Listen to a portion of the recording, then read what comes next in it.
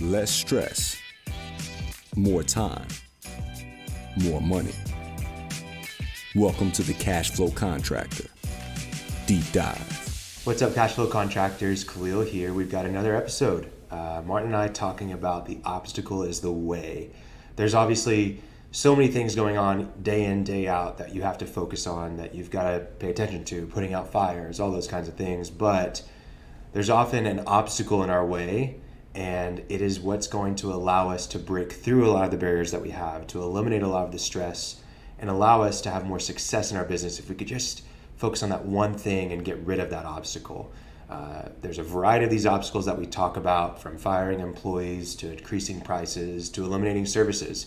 But there is that one obstacle, and if you can really hone in on that and clarify what the problem is, you'll be able to have a better solution. So we hope that you enjoy this episode. Please check it out. And as always, if you'll share this episode, if you like, or let us know in the show notes by reaching out, we'd love to hear from you. So enjoy the episode. Martin, this is a monumental day in history. We have our first technical issue solved by you on a Cashflow Contractor podcast. What did I solve? Oh, the plug? The it wasn't plugged in?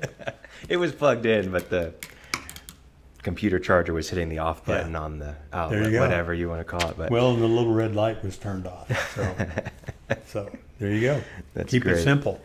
So this is take two, but I was complimenting you in your time zone Prowess? because you've got a client now that's doing some consulting work in Japan, and the way that you calculated the time was +2 opposite. Right. Meaning So they're 14 hours ahead of us, right. which also means it's tomorrow. Yeah. But instead of adding 14 to the current time and subtracting blah, blah, blah, it's just +2 and opposite. Yeah. So if it's noon here, it's 2 in the morning there. Yeah. There you go. Yep. I was saying before we got cut off, one of the funniest Canon cameras I've ever seen. You had just mentioned that Australia has half-hour time zones, which is pretty wild to think about. But it was in the 90s whenever Arizona was doing some sort of legislation to get rid of daylight savings time. They're one of the few states that doesn't observe it, although I think the U.S. might be repealing daylight savings time as a whole. Oh, yeah, I saw that. It was actually the first unanimous bill in the Senate. With the current set of folks? Well, no, in like decades. Oh, right. Yeah. That's not like a joke bill like the turkey getting pardoned or whatever. I don't know. But anyways, this Canon camera, they go into Arizona and they're like, are you for the bill or against the bill? And regardless of what they said, the person that was on the Canon camera on the other side would be the other way. So if they're for it, like, yeah, let's pass this bill. They were like, but no, we should keep it. And then they would get into it's like, okay, well, let's compromise. Let's do 30 minutes. And they're like, no, that's even worse. I'm like, okay, fine. We'll go 45 minutes your way. That's pretty good. Yeah. I think Australia is not the only place. But the other thing, since we were talking geography and international date line and Greenwich Mean, is people always say I'm going to dig a hole to China. But I looked one time that if you point straight down from where we are, you're pointing to the Indian Ocean just west of Perth, Australia. That's as far as you can go without starting to come back. So, interesting. Anyway. Have you been to Perth? No. Never been to Australia? Never been to Australia. It's a place I'd like to go. Yeah. Maybe we have listeners I there. don't have any burning desire to go to Australia. It has the most poisonous, toxic, venomous creatures of all in the world. New Zealand, actually. Have you seen? New Zealand has none. That's interesting. New Zealand has none, and Australia has the most. Yeah. Wow. So have you seen the documentary The Endless Summer? Is that the surfing guys? Yeah. Yeah. Where they go down That was there. probably like, how old were you when that came out? Probably about, I don't know. It's been a long time. I don't know. Was it high school? Yeah, I bet you were in high school. Yeah. I bet that was like what you watched. Yeah, like, oh man. Yeah, Beach Boys and all that stuff. Yeah. Yeah. No, I watched that just last weekend. It was great. Anyways, we're talking about the obstacles, the way. I don't really know how to tie all that in. That's what the guys were doing with their endless summer, looking for the obstacles to overcome, those 150-foot waves. Good job, Martin. Way to tie it in. There you go. That's two for me today. Let's Technical define and a segue, both on the same day. Let's define what the obstacle is the way means. We actually had some arguments about how to title this ahead of this, but I think that you're right. So Discussions. why don't you give us your definition? I think the one that made the most sense to me is that everything except. Right. Well, first, the obstacle of the way with discussion about the title, that's from Marcus Aurelius, the Yep. Roman emperor in like 160 or something like that. Yeah. And I like the title because I don't think you have to even think about it to intuitively understand what it's talking about. Mm-hmm. But one of the definitions, we have a mutual client who has talked about this for a long time, that he does technology, but people will have a problem and they want it resolved, and they call him up and they say, look, I'm willing to do anything except. And what do you suppose the problem is? Except. Every time. Every time. That's why they have the problem, and that's why they still have the problem. So that's a really good definition. Something my dad used to say is, if you properly identify the problem, you have identified the solution. The obstacle is the way. And properly identifying the problem brings up what the obstacle is, from maybe just general feeling of angst about, well, it's not working. Yeah. Well, when you properly identify the problem, you identified something you can do. Yeah. Now, you may not exactly know how to do it, but yeah, the obstacle's that thing that's fundamentally holding you back. You talked about some obstacles this morning that. Yeah, how you create them. I think, along with your definition of the obstacle as the way, we talk about vision statements a lot, and the importance of having a vision for your business, what you want to achieve. And I think that some of the most powerful vision statements come from an obstacle, from a very clearly defined obstacle that you're going to go and attack. And some of the best ones that you'll hear challenge an obstacle, and that aligns a whole organization against that obstacle, and that's the way. So that's another way of thinking about it. I also wanted to address the change formula before we go on to some of these obstacles, and the importance of that. What is the change formula? Well, I always get it wrong. We've talked about it before. It's dissatisfaction in a vision, or pain, or pleasure, or carrot, or stick. But at any rate, there has to be something you want to get away from, that's insufferable, that's bothering you, and or something you want to move toward. And if you have both, it's a multiplication effect. They have to be greater than the resistance to change. Resistance is another name, I guess, for obstacle, right? And when I talk with groups, I ask them, what are the reasons people resist change? And get lots of answers, but they really distill into two categories. And one is fear, and the other is what I call inertia. In other words, I've been doing it this way, and I'm gonna keep doing it this way, and I'm too busy to change doing it this way, and I'm willing to change, but I'm gonna do it tomorrow, and tomorrow never gets here. So fear, inertia, and I'll add one more, maybe it goes along with the inertia, but it's kind of overwhelm. The brain static that we've talked about in the past, that there's so much going on, and by the way, customers calling me, and a truck broke down, and the materials didn't get there. We showed up at the job and they weren't ready for us. All that kind of stuff creates static, and you don't really know.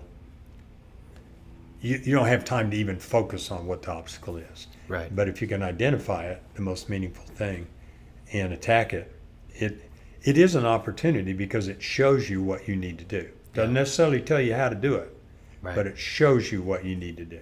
Yeah. I think a lot of these obstacles that we're going to talk about, and any resistance that people have to overcoming an obstacle, usually has to do with some sort of discomfort. Maybe there's fear involved with that. Maybe there is inertia involved with that. But I think any sort of discomfort that you have, you're probably trying to avoid. I mean, that's kind of how we were wired as humans, is to avoid discomfort and to find comfort. But a lot of times, whenever you are going to challenge an obstacle, you're going to be going, against the grain, upstream. It's going to be an uphill battle. And so if you can get over the fact of that discomfort, and a lot of times that discomfort, it's actually not the doing, it's the thinking about it. Something I always point back to in different situations is the anxiety that you feel with any sort of discomfort is always greater than the actual discomfort itself. For example, if I'm going to take an ice bath after running 10 miles, it's not the actual ice bath that sucks, it's actually the thinking about and the anticipation of getting into that. And a lot of times with the obstacles, actually overcoming the obstacle is not the worst part. It's the planning, the preparing, the thinking, the leading up to that big decision that you have to make of firing someone, firing a customer, whatever it is, that hard thing that you have to do. That's what is challenging. And obstacles really are useful. They're helpful because they identify It's the only way you opportunity. Like you said, you take an ice bath because the cryo helps you recover faster, but it identifies an opportunity. And it also, when you take that opportunity and fight your way through it, you grow and all that, but you also separate yourself from your competitors who are facing the same types of obstacles. Usually. And there's so many, just for some examples, you're overwhelmed, you're too busy, you need to hire somebody. Or you need to delegate, right? Or your mindset holds you back, that you think, I'm not good enough. We've talked about imposter syndrome and all those things. They can all be obstacles, but when you confront them and overcome them, it's just like you said about ice. It's not as bad as you thought it was going to be, and you're on the other side. You've grown, and you're beginning to be one of the people looking for the next obstacle to differentiate yourself. And being on the other side of it is one of the greatest feelings a lot of the time. Whenever you do that thing that is a big challenge, that it was uncomfortable, that was an obstacle for you, overcoming it, having an accomplishment and an achievement, it's what gives you that confidence to keep going. It's what gives you the momentum. It's, it gives you your swagger almost. Like you look at the new business owner versus the 10-year business owner, they walk a little bit differently. Right, they're veterans. It gives you that veteran status almost, and that I forget the term, not claim to fame, but that, the badges that you wear on your sleeve. Valor. That valor. So let's talk about how these obstacles kind of get started for a lot of contractors. There's some behaviors that we've noticed. Both of us work with several dozens of contractors in a given month, and we see a lot of, common behaviors between them whenever that really prevent them from, potentially running a business that's profitable without them there, or growing past some different barriers that they have. And these common behaviors can happen in any type of contracting. Honestly, they can happen in any type of business. But let's kind of walk through those. I think the first one that we've even talked about in a previous episode, I believe the contractor death spiral, we talked about this, but customer concessions being a common behavior that we see in contractors that's holding them back from running a business that's profitable without them, from growing past a certain barrier.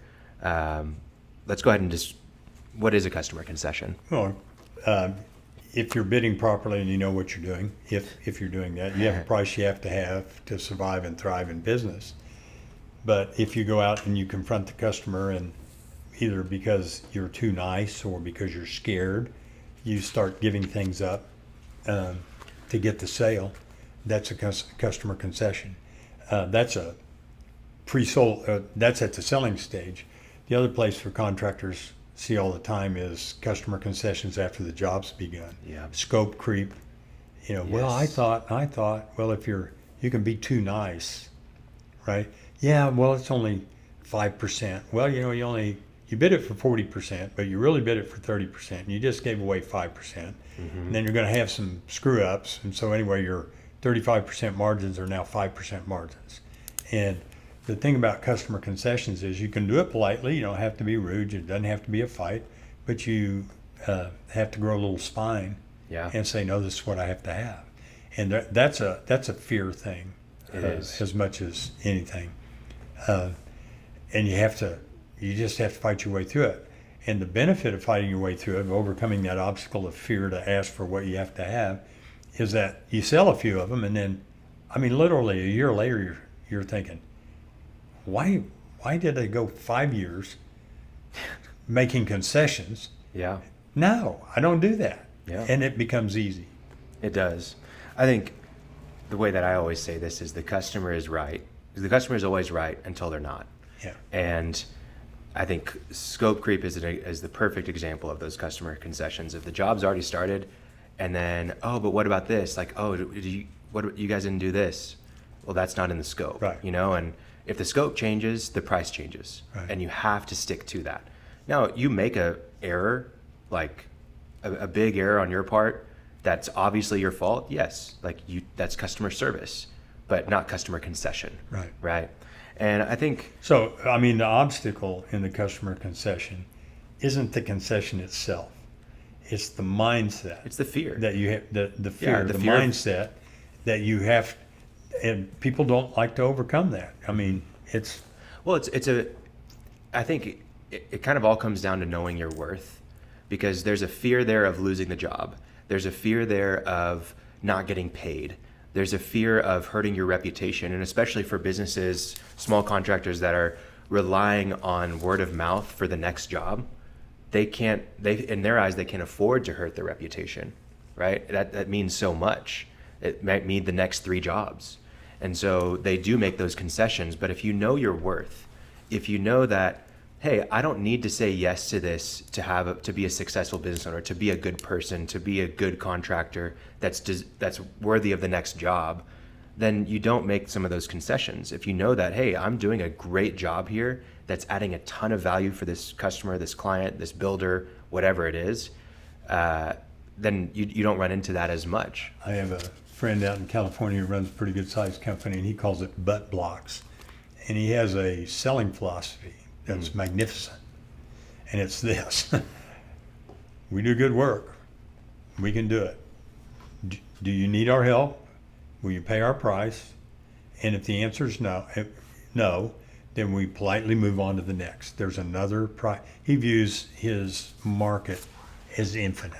Yeah. Obviously, it's not, but it's close enough that you In can. his terms. Yeah, it just is. There are more out there. Right. And what he refers to butt blocks are salespeople who say, "Oh no, we need to get in with this guy because he's going to do 10 more projects." Or if we get in on this with kind of like a loss leader, Yeah.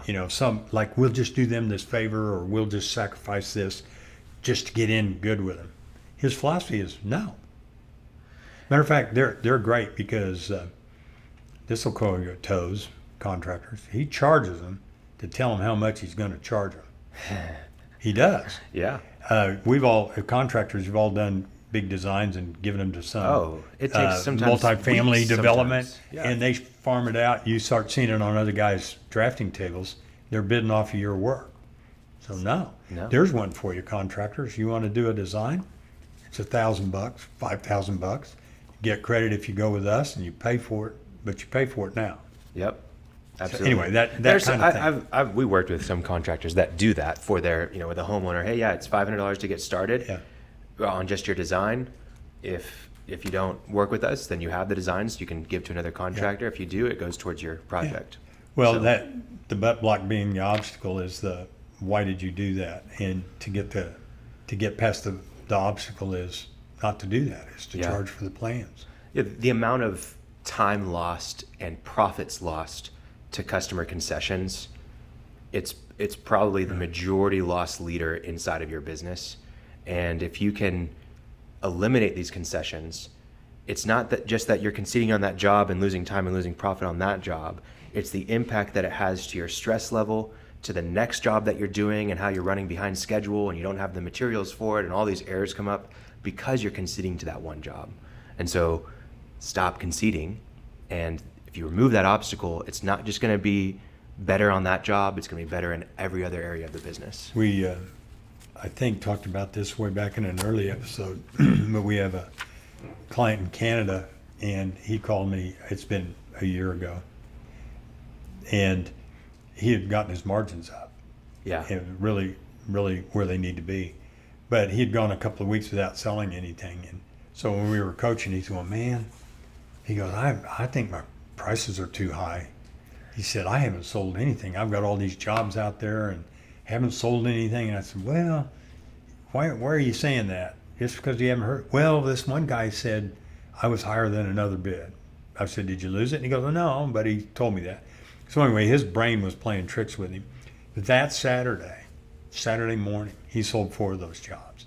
And the thing that happened there was just what you were alluding to. He started to doubt himself. Yeah. And if he had gone back and reduced the price, he would have gotten the 4 jobs that he got anyway, but he would have thought the cause was his discounting. Yes. And we would have wrecked everything we've ever worked on. Yes. By just hanging in there, he got him and he dodged that bullet. Yeah. So, You have to know your worth. but the obstacle there was that fear of not knowing, Yeah. not absolutely. selling anything. What are they doing? I want to make a point as far as how to avoid some of these customer concessions. We've talked about how there's fear, you have to know your worth, but on a practical level, you have to have really clear expectations set forward. Have a good agreement, right? We've talked about contracts in several different episodes, but have a serious conversation that's really clear on your expectations, letting people know, hey, we've done dozens, hundreds of these jobs before. Here's some of the things that we like to clear up ahead of time. If this changes, we have to increase it by the price by this much. Here's exactly what we're going to do and what you can expect from us. Here's exactly what we expect from you. Here's what our goal is. Here's some of the things that could change. If you have all that written out, spelled out, a clear conversation with your customer, with the GC that you're working on with this, whatever it might be, then you can avoid a lot of those customer concessions. And then whenever they do say, yeah, I need you to actually do this as well, you're able to say, yeah, we had that conversation up front. This is what we're going to increase the price by. And it makes your life easier. But don't be afraid to have those conversations ahead of time. Another thing that allows you to not have some of these concessions is you have to increase your prices, most likely, because the people that are usually conceding are the people that you're discounting to. A lot of the problem customers are wanting more for less, and you have to get out of that market most times in order to not have those concessions. What are some of the things that you think they can do to avoid some of these customer concessions? Well, the first thing, you have to know what you have to have. And I always go back to books, right? You have to know that sales is not the purpose of business. Turning Yes. cash into more cash is. Even profit's not if you don't get paid.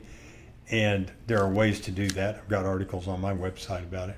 But you have to know this is what I have to have and make it more objective and less subjective. You're kidding yourself. I've had a paving contractor that went broke shortly after being a client of mine. I ruined him. Is that an ad for your business there, Martin? Yeah, that's an ad for my business. At least he's out of business. The suffering's ended, right? But that's true. It is true. He's still a good friend. But he was in a lot of trouble, and he would take any job to keep the cash going. And he would say things like, well, if I get the money coming in, I'll find a way to keep some of it. He literally said that. And no. He did get where he did some jobs with margins, but it's pretty far down the road. Yeah. And You're more likely to concede to customers if you're desperate. And if you're not bidding jobs properly. Because you're after the Yeah. deposit or something like that, rather than that purpose of business, which is turning cash into more cash. So knowing what you have to do, it kind of converts it to a fact rather than a feeling. Yeah. And the obstacle in that case is having the courage, overcoming the fear of actually walking in and bidding it that way. Yeah. And then there are all kinds of things to assuage the fear, get better and USP and have good ideas. But so anyway, concessions is one of the obstacles. It's a big Well, one. it's that we not see. it's not the obstacle, but it's the fruits of an obstacle, Yeah. which is fear. And I think another one is delegation. Yeah. it- Failure to delegate. Yeah, if you want to advance in any business, you don't have to. It can be you and a helper in a truck, and that works until your back goes out, and then hopefully you've saved $1 million and you can retire. Well, and that's a job, not a business. Right. In that's- most cases. Right. But there are an awful lot of There are an awful lot of those jobs out like there. that. So if you're a one-man show or one-woman show, I guess hiring would come before delegation. But talking about delegation, you've got people working for you, but you're still doing all these things that are preventing you from growing. So what's the obstacle to that? And it typically goes, I mean, it can be overwhelm, it can be inertia, typically goes back to being fear again. And if you're going to break out of a one-man shop, go from a job to actually owning a business where you have leverage off of employees, you're going to have to overcome that. And it is the way. We can talk about how do you do that, but the obstacle again is the fear, and the result manifests itself as fear of delegation, which in turn traps you forever. You have to have help to get out. Yeah. I think that a lot of times the failure to delegate stems from the fear of hiring, the fear of someone not doing it as well as you can. And you have to get rid of that mindset, because you're never going to grow if you're just relying on yourself. Right. And people aren't going to do it as well as you, that's okay. As long as they can get to 80% to start and then improve from there. Right. You didn't start at being fantastic at the role you had. And I'm saying this with a grin because I generally agree with what you said, but there are a lot of people can do a lot of things better than you can. Absolutely. There absolutely are. Those are the winners when you get those. Yeah, there are. And they're out there. Don't think they're not. And I don't just mean the mechanical or the trades. I'm talking about the accounting and the marketing and HR. Even the leadership. Things, the leadership. The strategy. There are people that are smarter than you, and that's okay. And I mean, there's a lot of successful business owners that have made their company what it is today by only hiring people that were smarter than them, And so sometimes that can be your strategy, but the failure to delegate, it also takes more time. And that's what people don't want to give up. Like getting someone trained in a system and making sure that they're doing it the right way and coaching them through their mistakes and allowing them to make those mistakes and allowing them to figure out the way out without just telling them, no, do this. Like that takes time. It takes energy. It takes capacity. Capital investment in your future. It is. And there are risks. Yeah, they could leave. And then you have to start over again. And that's why you create systems, right? But you have, if you're going to actually make your way out of your business to be able to run a profitable business without you, if you're going to grow past some of these barriers, you're going to have to multiply yourself. What's is it Todd Graves is the founder of Cane's, and they actually don't franchise. They actually own all of their Cane's chicken. Yeah, I think there's like a handful that they did an experiment with as a franchise, but today they own all of them, and it's like clockwork. But the hardest thing for him, and it's true for a lot of businesses, is going from one location to two, because that's when he realized that he couldn't be in both places at the same time. Well, that's where you realize if you've got systems or not. Yes, absolutely. And so, there's people that are dealing with the stress of the two location, conundrum, and they're overworking. They're not spending time with their family. They're stressed beyond their capacity, and they're probably failing to delegate in many respects and to create systems. And that is an obstacle that you have to overcome, and that obstacle is the way. Like, it's not that you suck. It's not that you're always going to be like this forever, but you have to go and delegate. You have to get things off of your plate. Yeah. So another thing that we talk about, and we've mentioned this before, but a behavior that we see in contractors that are struggling to get past these barriers or run a profitable business without them is gut feel decisions. And you have to be able to trust your gut as a business owner. The way that you got to where you are from starting from an employee, we talk about the evolution of a contractor or a business owner, starting as employee, then going to self-employed, then going to manager, et cetera, et cetera.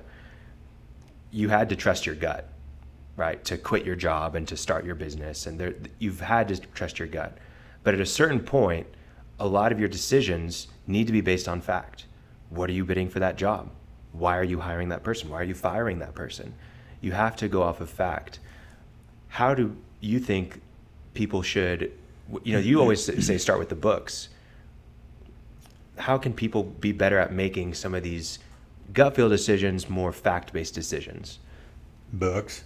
But what does that look like? No, you have to have some sort of objective The acronym GUT gut feelings, gave up thinking. Oh, GUT. I didn't know that. Yeah. Anyway, yeah, you have to trust well, I prefer you didn't have to trust your gut, because your gut is affected by how you feel today, and if your spouse was mad at you, or if somebody just left, or if the bank's calling and you go get a job because you're worried about. I mean, it's affected by the emotional things. So for me, it does begin with information, and the books is the closest that we have to objective information. You can make all kinds of arguments that books are not because they depreciate things, but anyway, they are. How are we doing? Are we succeeding? Are we not succeeding? Where'd my money go? You can get that kind of information by tracking people's performance, things like that. But you have to have some kind of data. Yeah. And books is where it starts, and it's universal. Everybody needs it. Yeah, and it should directly impact your decisions on expenses, your decisions on What you have to bid for. what you bid for. And can I hire somebody? Yes or no? Yeah. I mean, I have a guy coming this afternoon, literally, who started his business about 2 years ago, and he's a solopreneur, and he's doing really well. And his big question is, he's scared to death, and he wants to hire somebody. He wants to know if he can do it. I already know he can. I mean, He can't. Can. Oh, hell yeah. I mean, I've seen his financials, so I got some data. And I'm also, my effort will not be to tell him to hire somebody. It'll be, what's holding you back? What's your doubt? Right. And to examine the fears and that are the obstacle. In his case, it's fear. Yeah. And get rational on them. You hire somebody for $100,000 a year. I've said this before on the podcast. That's not a $100,000 decision. It's an $8,000 a month decision. Yep. Right? And that you can go 1 month, 2 months. And the alternative of not doing anything is also a decision for that to status quo. So that's what I'll be doing with him today, is probing to find out what his fear points are, and then having him self-solve. Not me to tell him. Yeah, Himself rationalize. Yeah, rationalize. That's bad. Make a rational decision. Yeah. Not rationalize. So anyway, I think, does that kind of Yeah. answer what you were? Yeah, for sure. And I think that kind of leads into one of the other behaviors we see is hesitation. Yeah. Right? Hesitation to increase prices, hesitation to delegate or hire somebody. I got a quote from Paul Casperson, a former client. Don't know if he listens to us or not. If he does, hello, Paul. This is the hardest working entrepreneur I've ever encountered in my life. Ever. Really? Bar none. Unbelievable. We ought to have we had him on? I don't think we have. I'm going to get him on. There we go. Because the stuff he does is unbelievable. But Have I met him? I don't know if he have or not. Remind me what he does? He's done. Well, he sold 3 million greeting cards, but he built That's the the- machinery. yeah. But he also worked for General Motors and yeah. up in their prices, and he owns a marina that. Anyway, he moved an entire. I've met him before. Anyway, just unbelievable. Yeah, really. But good his quote is, "Good things come to those who wait, but not to those who hesitate," and that is brilliant. Brilliant. He probably got that from somewhere, Martin. Yeah, You're giving too much credit. I probably told it to him. That's right. I remember telling him that, and he ran. No, it's brilliant, because snap decisions. It just says it all. Yeah. Good things come to those who wait. You're not following the crowd. You're making a decision, making an informed decision. But when the time is right, they act. They don't go, well, what if? What if? What is the thinking. difference between waiting and hesitating? Hesitating means you have sufficient information and you're going to try to pull the trigger. Waiting, you're sitting in the deer stand waiting for a buck to come out of the woods. Yeah. That's waiting. When the buck's out the woods and you got your rifle, your bow, What are you all guys doing dialed for? in, you going to pull the trigger or not? Yeah. Now, that's No, an easy one. That's why they're there. But yeah, hesitation, that's the old Chinese proverb that he who hesitates is lost. Yeah. And I remember I heard that first in driver's education about 104 years ago. My instructor said that to me, you kind of pull out into traffic, but hesitate. That you either stop or you go. You don't pull out into traffic and get whacked. Yeah. And You either so- hit the lady or you don't. Or she hits you, or the speeding ambulance comes by. No, I'm just kidding. But no, those are all true. And he who hesitates is lost Yeah. is great. Let's go through some examples of like common hesitations that we see. We've talked about the hiring one. We've talked about maybe increasing prices as one.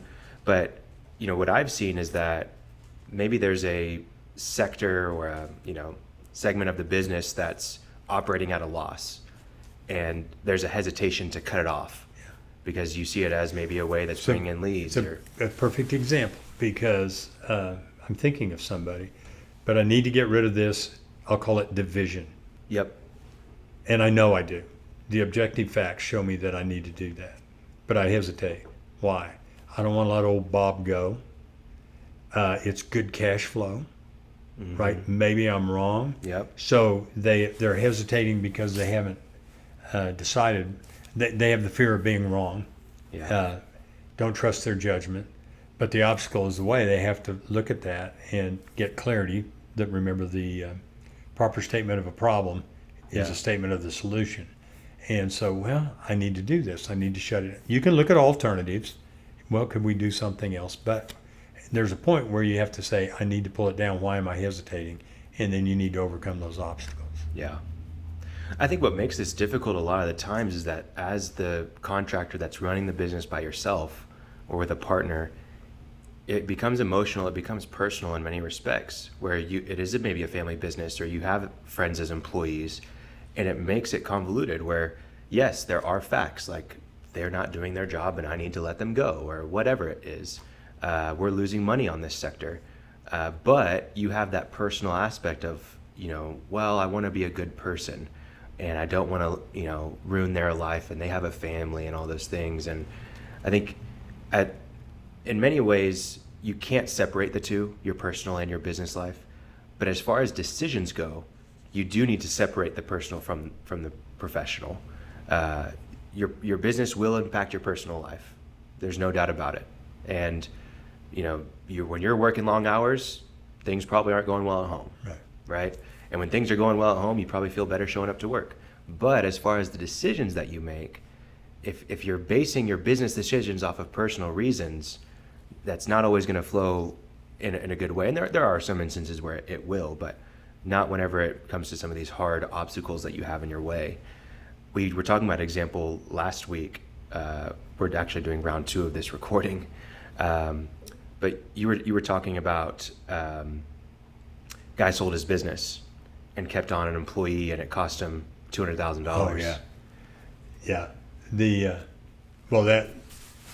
He got a 7 multiple, and he had an employee that was paying $31,000 as a son of a friend, and the guy was totally worthless, but he didn't fire him for a year. And so when we were doing due diligence, he goes, I just realized he cost me $30,000 was the salary times the 7 multiple.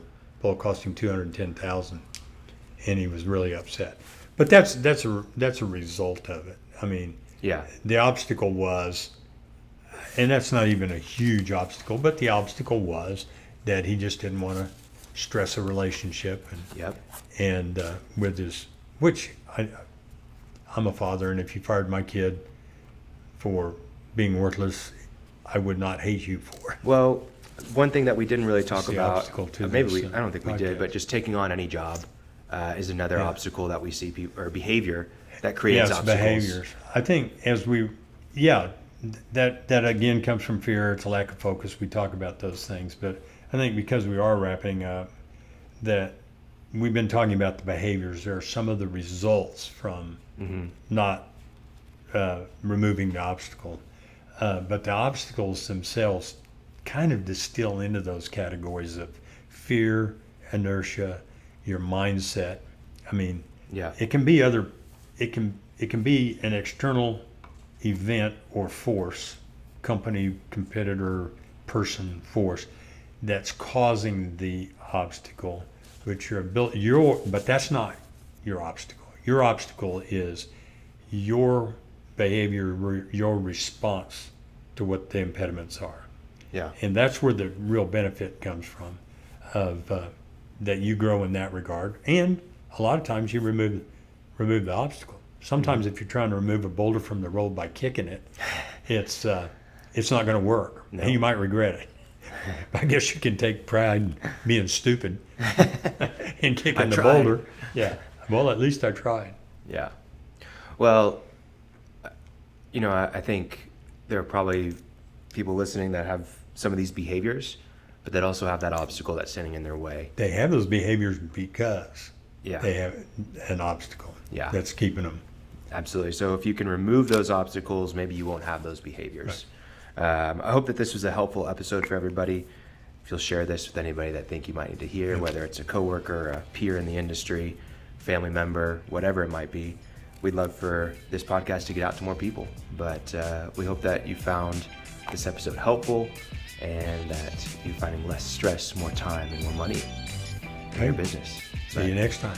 Thanks, Cashflow Contractors, for checking out another episode. We hope you enjoyed The Obstacle is the Way and that this is going to help you find less stress, more time, and more money in your business. As always, share this episode, like it on social media, give us a 5-star rating on Spotify and Apple Podcasts if you're enjoying it, and get this out to as many people as you can. People on your team, other contractors that you work with, and peers in the industry. We know that this content isn't just for contractors, although we make it for contractors. It applies to business in general and even to life in general for so many reasons. If you would like to schedule a 20-minute meeting with either Martin or myself, we'd love to hear from you guys. It's in the show notes of this episode. Just fill it out. It's really easy. We'll have a phone call at some point during your week, maybe while you're driving. That'd be a great time to schedule it. We can chat. We'd love to get to know who you are and what we might be able to help you with during that 20-minute call, but also through the podcast, things that we can talk about. Lastly, we are thinking about doing a live event where we would be doing the podcast live. We have a topic that we're going to cover as normal, but then you'd be able to ask questions after we do the topic and even in the middle of the topic. So if that's something that would be interesting to you, please let us know by sending us an email. Hey, I'm interested in a live event, and we'd love to invite you to that. We'd send you a personal invite to the meeting, and you'd be able to join and ask questions during the episode. So if that's of interest to you, please reach out through the emails below. But thanks for listening, and we hope to see you again.